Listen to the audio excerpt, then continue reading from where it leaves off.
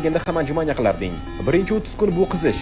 Agar sen 90 kun davomida har kuni 100 ta anjumanya qilsang, oldin umuman tanib bo'lmaydigan darajaga kelasan. Jiddiy aytyapman. Agar sen 85-kun nima bo'lganini bilganingda edi, hattoki lift yoki ostanovkada bo'lganingda ham anjumanya qilarding.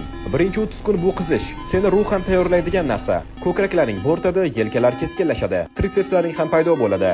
45-kunga kelib endi sendagi press shunaqa bo'ladiki, kimdir urib qolsa sinadigan sen emas, balki uning qo'li bo'ladi. Chunki har bitta anjumanya bu shunchaki pasayish va ko'tarilish emas. Bu mashqni qilganingda 200 ta mushaklaring ishlaydi. 60-kunga kelib haqiqiy go'sht davri paydo bo'ladi. Testosteroning ko'tariladi, ertalab uyg'onsang, tomirlaringda energiya oqayotgandek bo'ladi.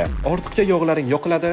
75-kunga kelib endi sen odam emassan. Sen shikobsan. Tanang rostdan qattiqlashadi. Eshikni qo'l bilan emas, balki ko'z bilan ochasan. Ammo lekin 85-kunda haqiqiy mutatsiya sodir bo'ladi. Sen kuch chegarasidan o'tasan. 100 ta anjumanyani to'xtatmasdan bosasan, xuddi armiyada tug'ilganday. Mushak tolalarining juda ham qattiqlashadi. Metabolizm esa sutkaning 24 soatida ishlaydi va nihoyat oxir-oqibat 90-kun keladi. Endi sen shunchaki kuchli emassan. Senda yangi tizim, yangi dastur va yangi tana bor. Agar buni challenge sifatida qilmoqchi bo'lsang, unda bizning Telegram kanaliga qo'shil va buni birga olib boramiz. Agar sen 90 kun davomida